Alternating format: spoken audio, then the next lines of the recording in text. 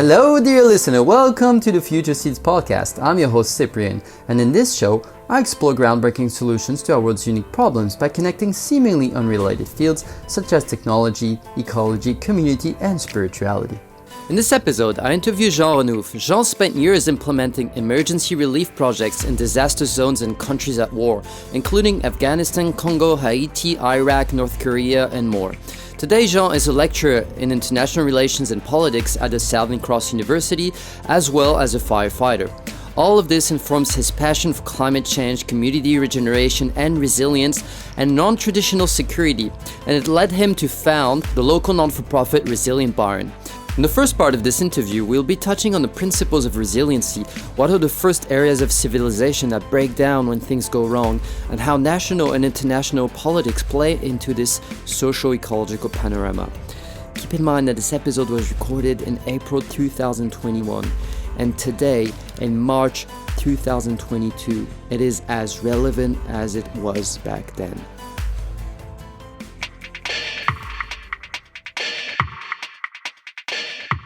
I think something which is, I believe, quite important to emphasize nowadays when you speak of resilience is, especially in this unstable century where unprecedented events happen year after year, we should not aim to bounce back to normal, because this is akin to shooting oneself in the foot.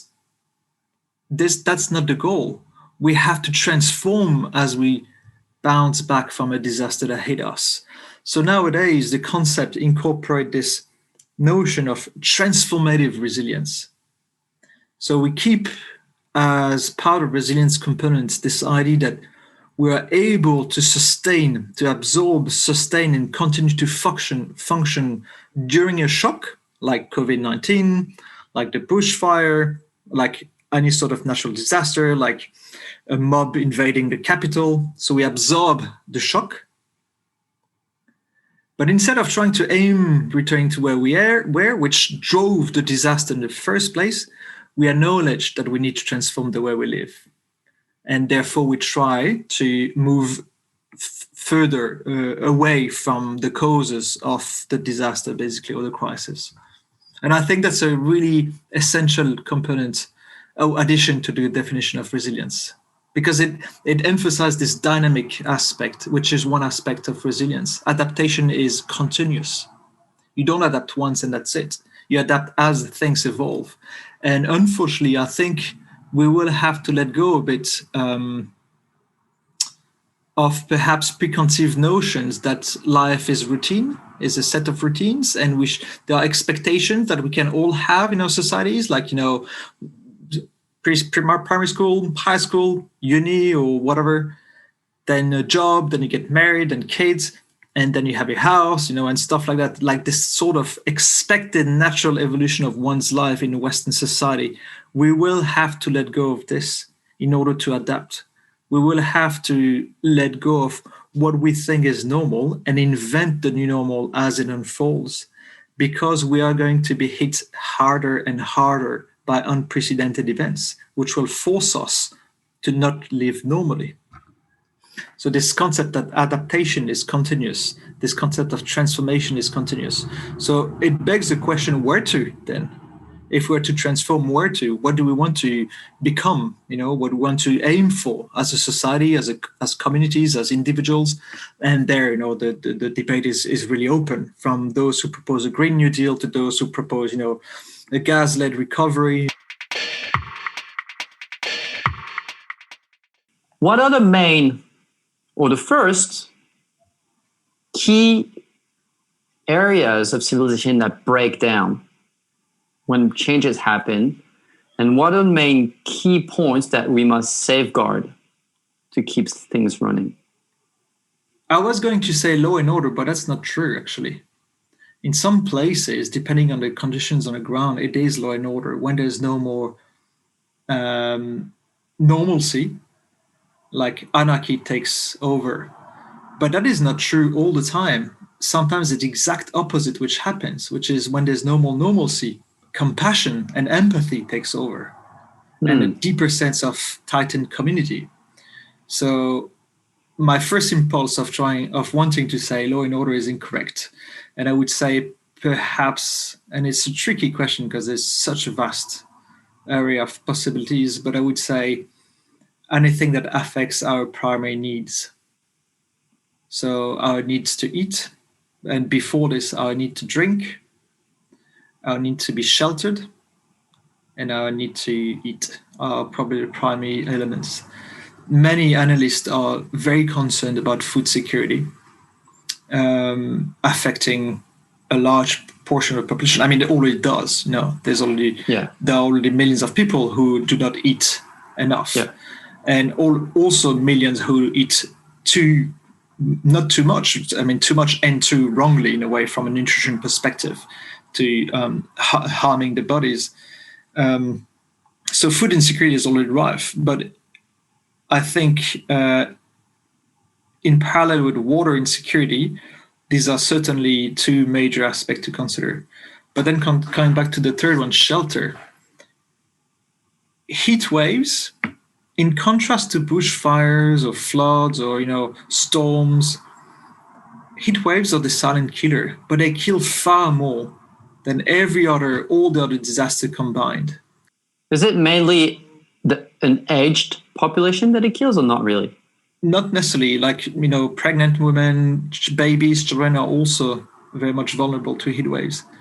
And think also how less productive you are when it's too hot, in your house or wherever, in your office.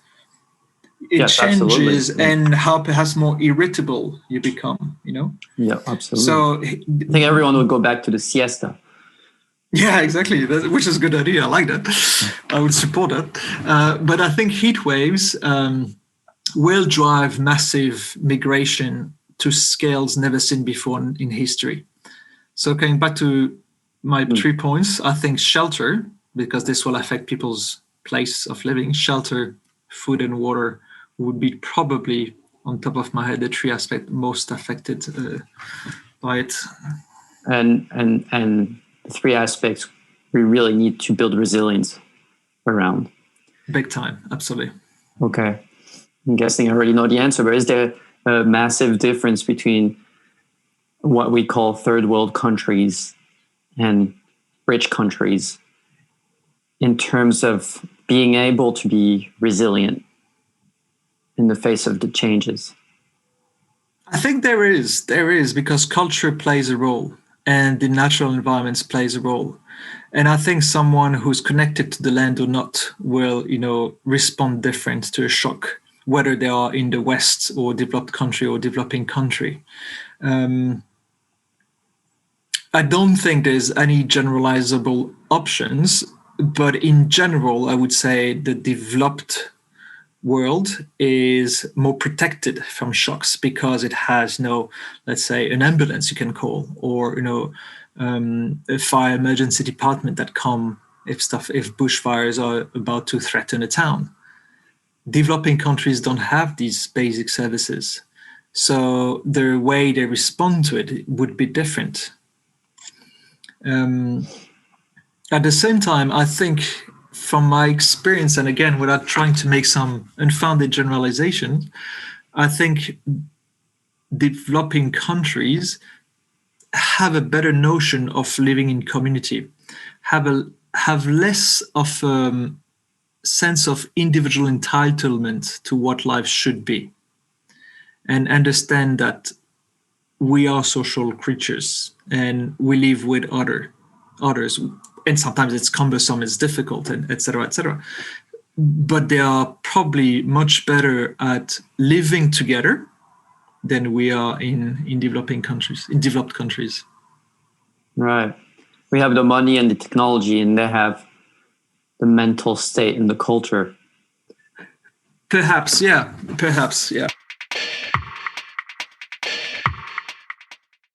In this brief you sent me, you evoke the bushfires that happened last year, as well as the COVID-19 pandemic, as examples of changes we must build adaptation around. Mm-hmm. How has those very recent events have already affected shelter, water, food, and maybe other areas of society. Okay, maybe a step back, if you allow me, before answering your question, I'll give you a little bit of background by my academic research, and then I'll answer your question. So a few years ago, as an academic, I decided that what really bothered me from a research perspective is like, I knew climate change was real. I knew it was happening. And I knew I've been reading about stuff about it for nearly 2 decades now. But still, I struggle to really make sense of it. I still struggle to realize, what does it really mean for my life? You know, what does it mean for the choices I have to do as an individual, but also as a dad in this context? I really struggle answering this question. So I embarked in academic research, which, as I mentioned before, was titled Living Safely in the Century of Climate Change. And the two first stages of this research was listening. I interviewed and surveyed close to 1,000 climate change experts and climate scientists in 80 plus countries around the world, and pretty much asked them 2 questions roughly. There were far more than that, but roughly it's around 2 questions. The first one is, how bad is it going to be, and what do you do about it in your personal life? So I was not asking them about their academic research or what they do at work. Is like in their private life, how do they live with this idea? Right. And basically, in a nutshell, I'll give you just one answer to the many I've collected that really struck me the most. And it only struck people if people really understand the gravity of what it means. But basically, you probably have heard that, since the 2015 Paris Agreement, the world is trying to limit the global average temperature to below less to 2 degrees Celsius increase, and preferably 1.5. So my question to them, one of my questions were, what temperature, global average temperature, do you think will reach by 2100? And I'm so sorry to say that a majority believed basically well beyond 3 degrees, up to even 7 degrees. And for one to understand what this means is basically to put it in a very simple, understandable concept. I don't think we really know if we can survive, we as a species, we can survive a world beyond, which heats beyond 3 degrees. Just to make it clear, you're referring to the answers of academics. Not only climate professionals, climate scientists. Yes. So people working basically gathering the data for the climate science, going to the poles or looking at satellites and measuring the atmosphere, the water in the whatever, climate change experts, people whose full-time job is climate change. But they can be mathematicians, can be biologists, they can be climatologists, all area of disciplines. Some of them are academics, others are professionals. Right. But then another question I followed with was, okay, so that's what you think will probably happen by 2100. What do you think will happen by 2050? And to give you a sense, we are closer to 2050 now than we are to 1990. So you probably remember where you were in 1990. Yes. We're closer to 2050, right? I get your point. Yeah. The majority of the response is 54% of those respondents told me it will be beyond 2 degrees in 30 years' time. It could be 3, could be 4, could be more. And this is catastrophic. This is changing radically the face of the planet and our societies. Because I remember Will Steffen's research, which states that beyond 2 degrees, all different climate systems starts falling like dominoes, like a snowball effect, one onto the other. We can't predict what's going to happen. Exactly. The tipping points, they're known as. And one exactly provoking the fall of the other. And that's what I call the great unraveling. So some people say that we are on the verge of a collapse. I understand why they say that, but I disagree with this notion of collapse, because I think in one's imaginary, collapse means sudden destruction. There was a town, then it collapsed, there's nothing. There's a country, collapsed, 2 days later, there's nothing, okay? And I think this is not an accurate depiction of what's going to unfold, what has started to unfold more accurately, which is a gradual unraveling of the world as we know it and society as we know it. And this means that if you look at the bushfires, 2019, 2020 in Australia, but the same have happened in the US, in California. The same has happened in Europe. You may remember the fires in Greece, in the North Pole, in Siberia. Yeah, absolutely. Yeah. I mean, this is the stuff of nightmare. And this is merely the beginning. So what scientists are telling us is that was an unprecedented event. And hopefully, we won't have another wave of bushfires that crazy that affected 3/4 of the Australian population anytime soon. However, scientists also tell us that if we continue business as usual, if we don't change the way we live, if we happily pump, carbon emissions up in the atmosphere, we will continue warming the planet. And through the different cycles, it will warm increasingly faster. So this bushfire season could become the normal bushfire season in 10 years' time. The natural yearly event. Like this unprecedented thing could become just a new norm. So how on earth do you live this? How on earth do you send your kids to school? How on earth do you ensure elderly can get out when 3/4 of the country is under smoke? How on earth do you live when towns have to be constantly evacuated because of the threat of bushfires? How are you closed because the fire are jumping above? How on earth do you live as a society? And this brings, now I'm answering your questions.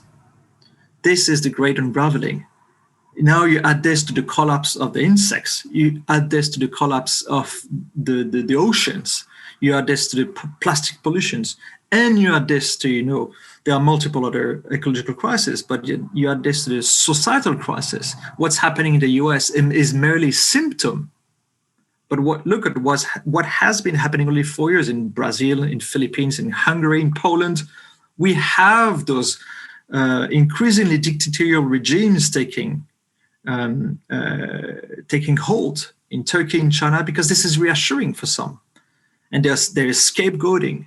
So there's increasing social tensions. The link you're making is ecological collapse and the different perceived threats are creating a sense of insecurity, which some feel reassured by stronger powers, more extreme powers. Absolutely. And I have no doubt that in this century, there will be some sort of green fascist taking power at some point in some place. Green fascist, right. Yeah, in the name of protecting population against ecological disasters, they will take a number of, policies and rules that we would not accept otherwise. But in despite of the ecological emergency and the crisis, people will gladly accept. All right. So many things to address here. Quickly, the already known effects related to resilience of the bushfires and COVID pandemic. Then I want to speak about what is actually being done politically about all this. I also want to address what you were talking about, which is when you face the reality of the degradation of our ecosystem, the mental state it puts us in, and the word that's emerged now is eco-anxiety that many young people are experiencing. So I want to address just those three things. Let's try and go through them quickly. So known effects of the COVID pandemic and bushfires already that we can observe right now on the things you were talking about. Water, food, shelter. Okay. I mean, there's a cloud and there's also the silver lining in the cloud. The cloud, I kind of spoke about it. The effects in terms of shelter, in terms of water and food in our region are fairly easy to observe. I mean, from a shelter perspective, you're probably well aware that the price of real estate, whether purchasing or renting, has gone to the roof. Why? Because people in big cities, Melbourne, Sydney, and others, feel so insecure in times of COVID-19, in terms of bushfires, that they seek a way out of the city, of the big city. And where did they buy? They buy where they can, and where we know that the climate is far more and the vibe is far nicer than elsewhere, and they know they want to have their cottage and green pasture, and fair enough. But the effect is a tremendous social shock on our local population here, especially those who are renting, who are at risk of not being able to pay for the increase in rent, those who lost already their shelter because they were kicked out because they could not pay the rent. So the rate of homelessness has gone to the roof. The rate of insecure people because of this has gone to the roof, which then leads back to your question about eco anxieties and mental health issues have gone to the roof.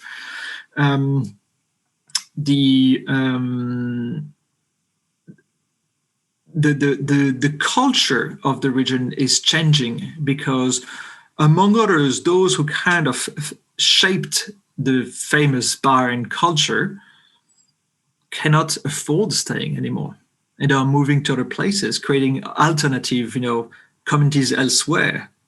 So we are also in the process of gentrification. I mean, a house I read last week in the local newspaper was sold in Bahrain for $60 million. Not even a house, a land next to the beach in Bahrain. I mean, this is absolutely insane. This stuff crazy. And personally, if I had this money, I would think it's stupid to show my wealth in such a clear way. And so all of these are basically indicators of the changes that we have witnessed in such a short time when it comes to shelter, but it just compounds on what already existed. There was already housing insecurity happening. It just worsened it dramatically. Now, in terms of water, related but not, you may have heard that the Rouse Council, which is a council it's a bit of a strange organization, which is made of several councils in the region from different shires coming together to manage the water resources together. So understanding that the water cycle is not restricted to the boundaries of each shire. Different shires have come together to manage it together. So the Rouse Council is the entity responsible for this. And until very recently, they were pushing the construction of a second dam in order to ensure water security, because they have noticed that there is, on the one hand, less water, and on the other hand, more people. So very quickly, the existing reserves, the existing capacity to provide drinkable water, but also water for agriculture and water for industry, will be outpaced. So we need to add more water to the system somehow. And what they were pushing very strongly was the construction of a second dam. However, in times of climate change, in times of droughts, as we have seen last year, with so many dams which are reaching the lowest level they ever had, this is not a sustainable option. It's absolutely, I understand why they came to that conclusion, but there are various elements that led them to take that decision, but it's also very short-sighted. So we need to diversify. And to come back about your question about resilience, we need to diversify the way we access water. So we have a dam, let's use it, the existing one. Let's add to it even. But we need to be able to recycle the water. We need to be able to better manage and tackle all the inefficiencies, all the water losses. We need to be able to potentially reverse osmosis water from the ocean. We need to be able to collect the water, the rainwater. We can also organize some water banking systems. We can organize some natural swale and natural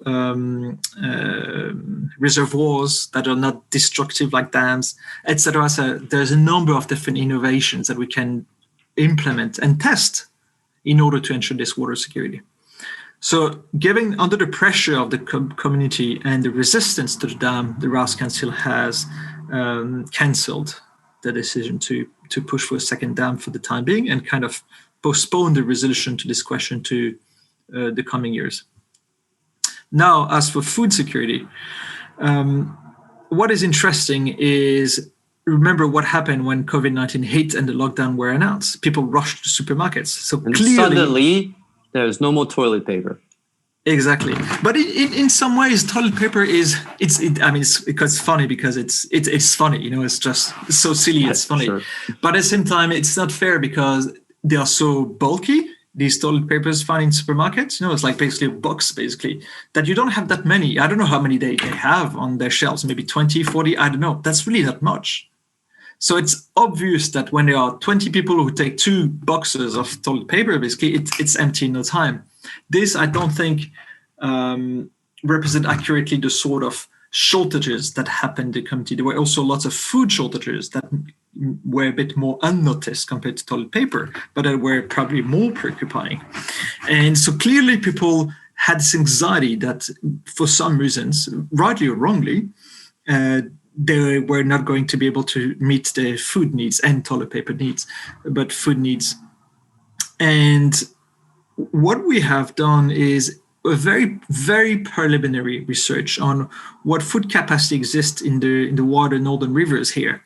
And what we have found, and it's a very preliminary, is definitely not, it needs more work, but what we have found for the moment is there is enough food that we grow in the region.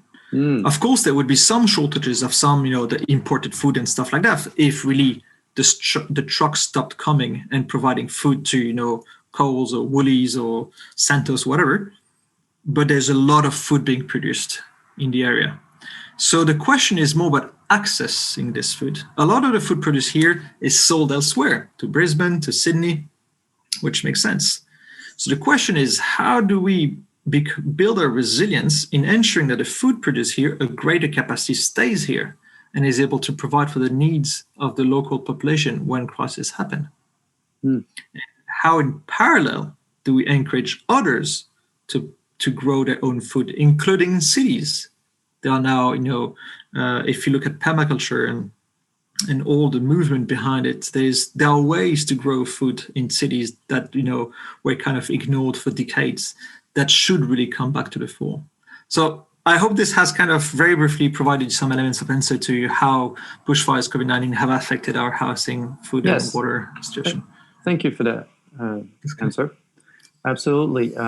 We can see on our local level already the effects. And I know that in other places in the world, they're much more affected and much more scared of food shortages. I personally don't know how Europe could deal with it. No, absolutely. And it's a real concern. I mean, with climate change, we know that there will be less food being produced. There will be the nutrition of the food will be lesser, which means we will need to eat more of it to have the same sense of food satisfaction, to feel not hungry. And also that with the population increase and the number of different instabilities, geopolitical instabilities, like countries are quick to close their borders, and what seems to flow naturally when there are open borders and open markets suddenly doesn't when there's a closed border. So that's exactly what happened around 10 years ago when Russia had a heat wave and its food production dwindled, and they decided to forbid the export of their grains to Eastern Europe and to the Middle East in particular. The Middle East relies heavily on grains in the diet, and that had an indirect consequence on people being hungry and revolting, hence leading up to the Arab Spring, the rise of the population in so many different countries. What happens in the political world regarding taking care of our capacity to adapt to those drastic changes, it boggles me. I remember seeing a documentary explaining that in the 50s, the whole of Africa concerted with the United Nations about rice production. And they were advised to buy their rice from Asia, hence making them dependent on Asia. And I've seen this kind of thing happen all around. And I've interviewed Helena Norberg, who explains that most often the same quantity of produce is imported and exported from a country. It makes absolutely no sense. She calls it insane trade. And all the other, we can talk about the IPCC in 2014 and how some people were happy with the result of that, some weren't. There's on a political level and on an academic cultural level, a big glitch, a big gap between what people living on the terrain in the grassroots community and what's being said and told up there. I mean, the idea of constant growth is still running the show. How do you explain the big difference between what's happening high up and what's really happening in reality? Well, I'm seriously in despair and anger and hope when I look at politics. And remember, I'm a lecturer in politics, right? So that's one area of a passion I have. But sometimes I'm so angry and desperate about the sort of bad policies that are being taken or the sheer corruption that is happening at political level that really, even for someone who's so passionate about politics, it's hard to want to engage with it. So first of all, I'd like to acknowledge all of those who have let go of it because they find it so infuriating. I totally get it. Now, how do I explain this? I really think it's ideology. I mean, people, all of us, make sense of life through some frameworks, right? So before we understood the concept of gravity through science, we made sense of it through, magic. And once, over time, we'd realized that gravity was a force, our concept, our relation to the earth and our relation to things falling changed. So we made sense of the world through frameworks, through concepts, through analysis, right? And ideologies are one ways of making sense. Politics is about the art and science of governing. And it's extremely tricky. When you look at results from the election, you have everything from extreme left to extreme right. And whatever policy you'll take, you will make people discontent. Some will be happy, some will not. So the skill, the artful skill is how to make policies which are, relevant, but also as a politician, you want to survive. So ensure the continuity of your presence in position, and of course, meaningful. I think a lot of people have kind of focused on the fact that politics is about governing together and have been overtaken by the thirst of power, and the sheer beliefs that guide their decisions, hence ideology. I mean, how on earth do you explain, as you said, that the concept of infinite growth remains so powerful in a world which is finite? It comes back to your question, how aren't people able to see that? And then when I speak to economists and ask them this question, they understand the question. They're not stupid. They understand why it's the question, but they provide me economic answers, which to them, based on their framework, make perfect sense. And they justify it and say, look, I understand why you ask me this, but it's totally irrelevant because of this, and that. So there are really just radically different ways of looking at the world. And politicians are enmeshed in these ideologies. And then in their daily practices and their daily struggle for power, they accept some corruptions here, some poor decision-making there, that kind of, over time, bring us to nowhere. I found Kate Raworth's book, The Donut Economy, was really enlightening in understanding the brainwashing that happens in economic schools. Exactly. She explains very well why do we still hang on to this concept of GDP and infinite growth. And her work is very much part of a water movement that has happened already a few years back, which is kind of how do we make sure that the economy serves us rather than us serving the economy. And there's a whole movement of economists, alternative economists, who become increasingly visible and vocal. So I'm quietly confident that things are changing, albeit too slowly, are pushing for well-being economy or regenerative economy that understands that the world is finite and understands that the societies are highly unequal. And this is exactly what Kate proposes in her Donut economic framework, is how on earth do we understand that economy is for everyone, but at the same time understanding the limits of the earth. And that's the model she proposed, the famous donut. Yeah, like taking into account the fact that we as humans are not separate from the planet seems to be way too difficult for economists. Much easier to see everything that's natural as an externality that's not comprised in the model. Yes, absolutely. We tend to it's a complicated but important one. We tend to set standards, international standards, write texts that sort of get a guideline to things to attain, like try and not go above 2 degrees on a planetary scale by that date. We try to put a number on how much CO2 we can emit, but then we start buying CO2 from other countries. Some countries start pulling out of those treaties. And now we see something even more complex coming in. China just announced that they will be using geoengineering on 56% of their territory. And well, that's very complex because affecting the weather in such a large area of China will definitely affect the weather on the whole planet. But if there's not good relationship between countries and understanding that we're all linked, there's nothing you can do about it. Yeah, correct. I'm guessing, like, at the moment we don't have the solutions to those political problems. Would you concur?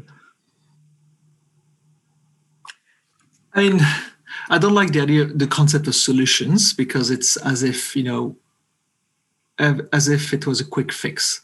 So if we refrain ourselves to solutions, no, I agree, there's no quick fix. However, there are plenty of different options and plenty of decisions that we can make, big and small, that can improve, deteriorate the situation. And not having the end answer does not mean that we should just do nothing, waiting for that end answer to come. I think we have the duty to come together, us as individuals, as members of our national community, of our international community, as one, realizing this is real, this is happening, people, and we're all in it, affected differently, but together. So we really, really have to pull ourselves together and moving to more constructive directions.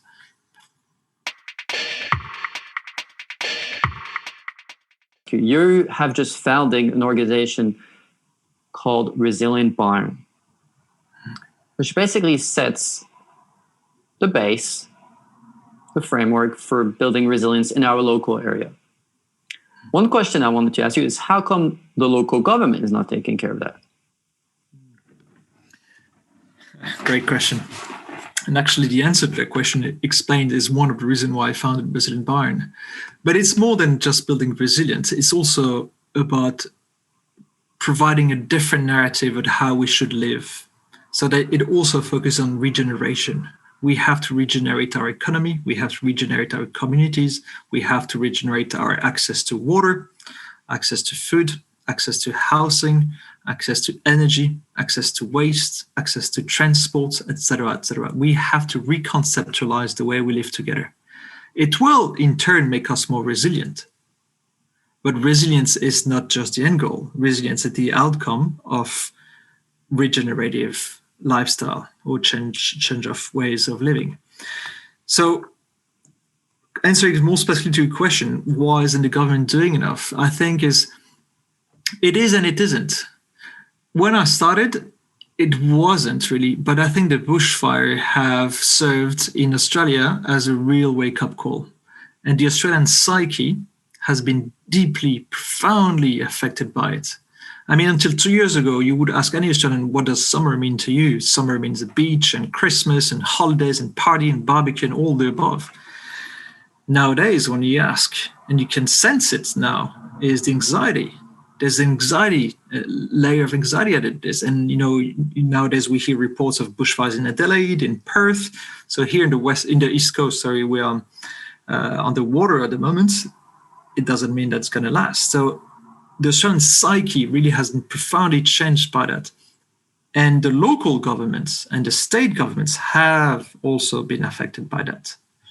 So an example of it is the former commissioner in New South Wales of the Rural Fire Service has been offered to lead new agencies, which was created after the bushfire, called Resilience New South Wales.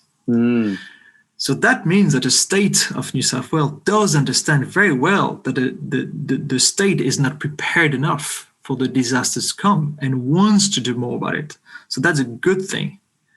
In parallel, and that ties in with your previous question about politics, this is why I find elements to be both hopeful and angered, is the state of New South Wales still promote gas and fossil fuel extraction as a way to sustain the state economy. So we are very much in this transition phase at the moment.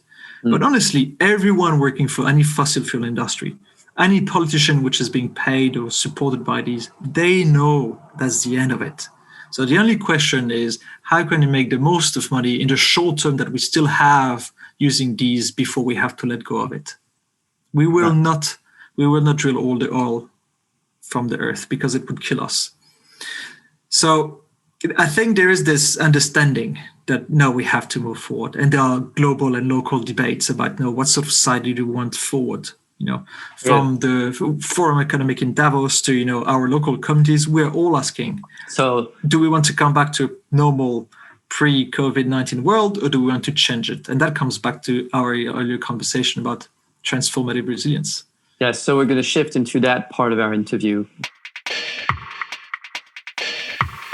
This concludes the first part of this interview. In the next part, Jean and I will be discussing different aspects of resiliency. Noticeably, we'll be discussing mental health, how letting go of our ideas of normalcy is actually an essential principle of resiliency, how facing reality actually helps to find peace, and how we can, as humans, live together in a rapidly changing world. Don't forget to subscribe to the Future Seeds podcast on your favorite app or through our newsletter on www.futureseeds.news to get notified of new episodes.